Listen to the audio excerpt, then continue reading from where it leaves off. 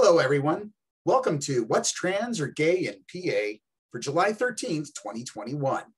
We share news and events of interest to the LGBTQ+ community across Pennsylvania.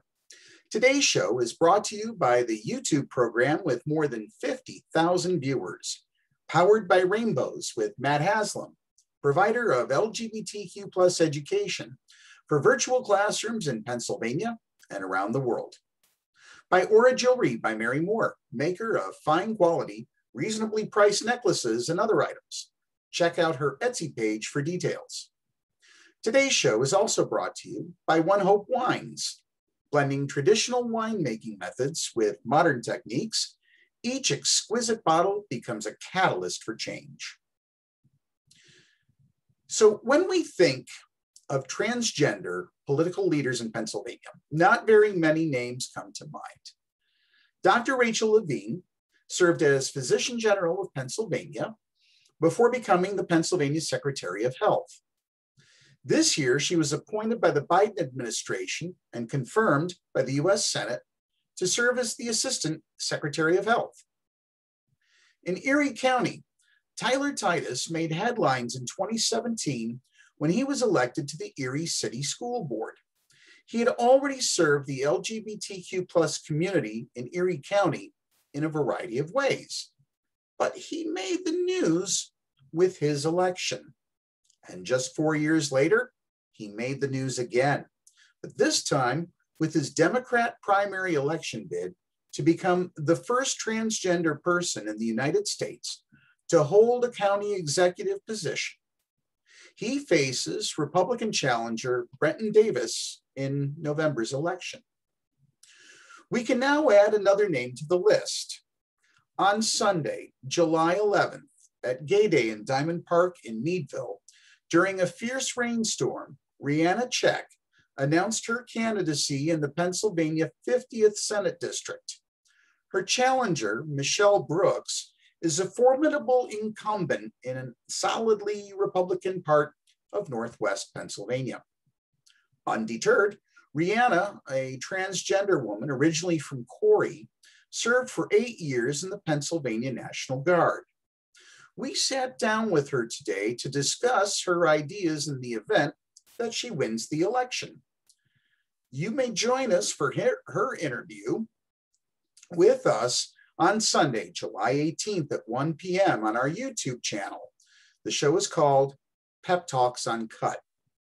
Rianna, by the way, is the first transgender candidate for the Pennsylvania Senate. In other news, should transgender athletes be allowed to compete on high school sports teams? It's a question being debated around the country and is the focus of tonight's Hempfield School District board meeting in the Susquehanna Valley. Dozens of people spoke at this evening's meeting. The issue gained attention in the spring when a transgender athlete wanted to join the girls' track team. A statement on the district website reads, recently, members of the Hempfield community have raised important questions about the district athletics, with thoughtful concerns about athletic integrity, student participation and eligibility, gender equity, and safety. The school board created a committee, which includes students, coaches, and administrators, to examine the district policy for transgender athletes. We wanted to hear everything. We wanted to hear what everybody had to say so that we had a really well-rounded base to try to make some kind of decision on how we move forward here. That was according to school board member Chris Smiley. Smiley said the board has heard from hundreds of community members and outside groups. He said he plans to speak at the meeting and is hoping both sides can find common ground so they can move forward. Well, we wanted to know what other than the public comment period is on tonight's agenda. One item is a review of School Board Policy 123 on interscholastic athletics. In relevant part, that particular policy reads, the board shall determine the standards of eligibility to be met by all students participating in an interscholastic program. Such standards shall require that each student, before participating in any interscholastic activity, be covered by student accident insurance, be in good physical condition, and be free of injury as determined by the district physician.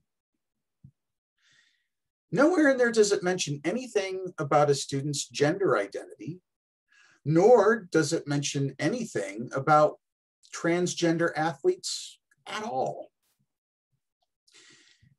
The board further adopts those eligibility standards set by the Constitution of the Pennsylvania Interscholastic Athletic Association, and shall review those standards as needed to ascertain that they continue to conform to the district's objectives.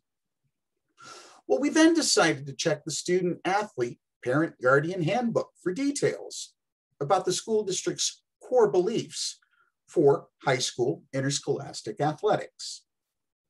That document says, quote, "The Hempfield School District holds the following core beliefs regarding athletics.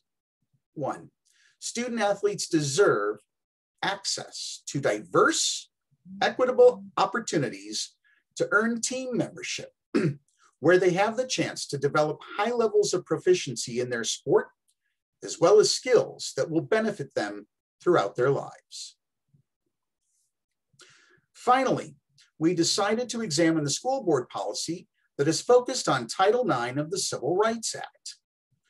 The board policy, that particular policy that focuses on Title IX, says in part, the board declares it to be policy of this district to provide an equal opportunity for all students. The emphasis is mine, by the way, to achieve their maximum potential through the programs and activities offered in the schools without discrimination on the basis of race, color, age, creed, religion, sex, sexual orientation, ancestry, national origin, marital status, pregnancy, or handicap or disability. Let's put some context to all of this stuff that we've discussed this evening thus far. In 2020, 3 cases were appealed from various appellate courts to the US Supreme Court regarding discrimination based on sexual orientation and gender identity. Known as the Bostock decision, that decision was actually the combination of those 3 cases. And attorneys for the plaintiffs in all 3 cases argued that the term sex referred to a person's sexual orientation and gender identity and cannot be used as grounds for discrimination in the workplace.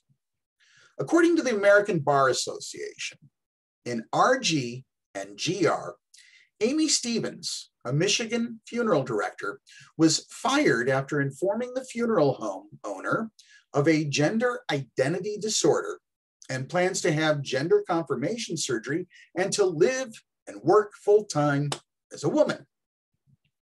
The Sixth Circuit's 3-judge panel unanimously determined that Title VII protects transgender and transitioning employees. As noted earlier, the Supreme Court consolidated all 3 cases and found in the Bostock decision that each of the plaintiffs were protected under Title VII. In a 6-3 decision written by Justice Neil Gorsuch, the court found that each of the employees' sex played a role in their adverse employment actions, and applying a literal interpretation of the statute, concluded such discrimination is forbidden. The court acknowledged the employer's argument that Congress, when it enacted Title VII, contemplated that the term sex, back in 1964, referred to status as either male or female as determined by reproductive biology. Nevertheless, Congress could have, but did not, prohibit discrimination solely because of sex. While Title VII applies to the workplace. Title IX applies to schools and interscholastic athletics. The similarities are clear and obvious. School districts open themselves to considerable risk of lawsuits if they proceed to pass policies that prevent transgender individuals from playing on teams that match their gender identity. If discrimination is forbidden in the workplace, and if the Hempfield School District School Board is providing equal opportunities for all students, then they must provide a means for transgender students to perform in athletic competitions matching their gender identity. But if the legal arguments are not persuasive enough, consider the scientific arguments. According to Dr. Joshua Safer, the executive director of the Mount Sinai Center for Transgender Medicine and Surgery, he says, quote, "A person's genetic makeup and internal and external reproductive anatomy are not useful indicators of athletic performance. For a trans woman athlete who meets NCAA standards, there's no inherent reason why her physiological characteristics related to athletic performance should be treated differently from the physiological characteristics of a non-transgender woman. A person's sex is made up of multiple biological characteristics, and they may not all align as typically male or female in a given person, according to Dr. Safer. Further, many people who are not trans can have hormonal levels outside of the range considered typical of a cisgender person. We will continue to update this story as more news becomes available. And now it's time for the rundown. Tonight's rundown comes to us from Erie County, Pennsylvania. The Northwest PA Pride Alliance is happy to announce the 28th annual Pride Picnic. It will be held this year. This event is free and open to the public, so come down to the beach and see what's cooking. The Erie Pride Picnic 2021 will be held on Saturday, August 14th at the Rotary Pavilion at Presque Isle State Park. That's near Beach 7. It'll happen from 1 to 6 p.m.